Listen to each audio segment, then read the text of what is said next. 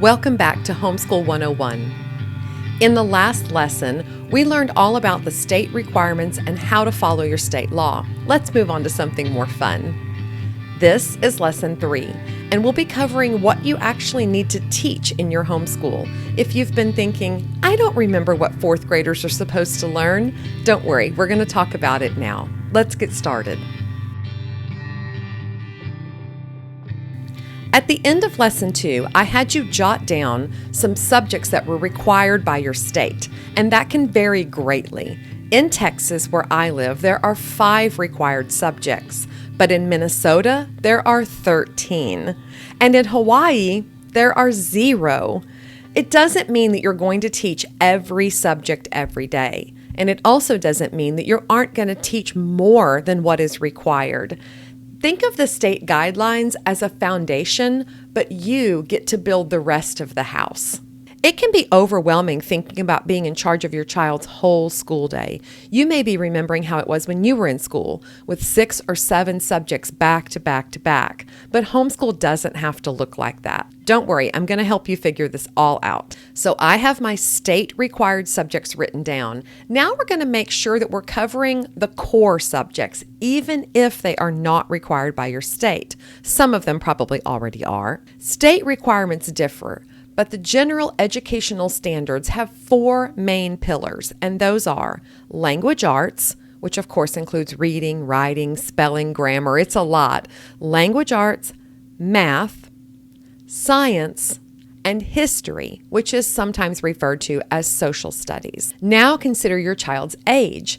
If your child is going to be in elementary school, you want to focus mainly on the basics and build a really good, strong foundation. Middle school is more of a transitional period. They may still be learning foundational skills, but they're also able to work a little more independently, think a little deeper, learn more. So you're going to start exploring new subjects and interests in those years. And by high school, you'll start thinking about credits, transcripts, their future plans, graduation requirements. But don't get too worried about that right now. It still starts with a subject list.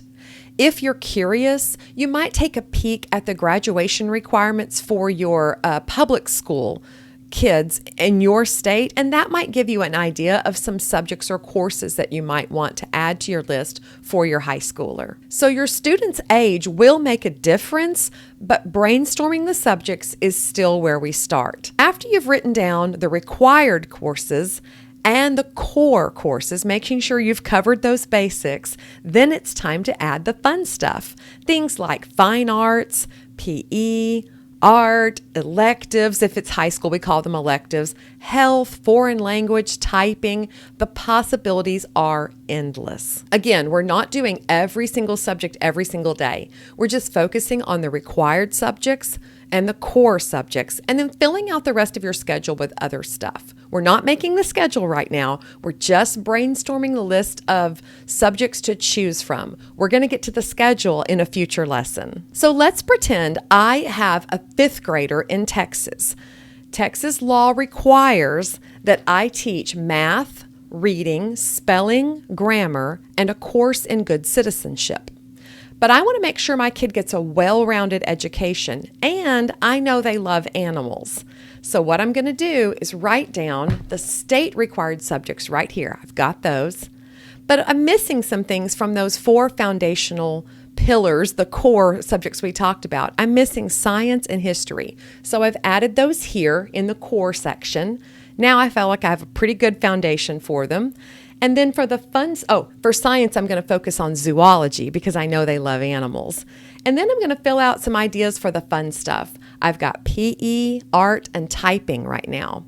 Down here, I have a place for activities that they're already in and electives. My pretend 5th grader takes dance, so I'm going to use that for PE, and they're also in book club. So this is my brainstormed list. To make it easy for you, I've got the list as a download for you. Here's a blank one. And you can just download this, print it out, or you can just pull it up on your screen and go ahead and brainstorm the subjects that you might want to do this year.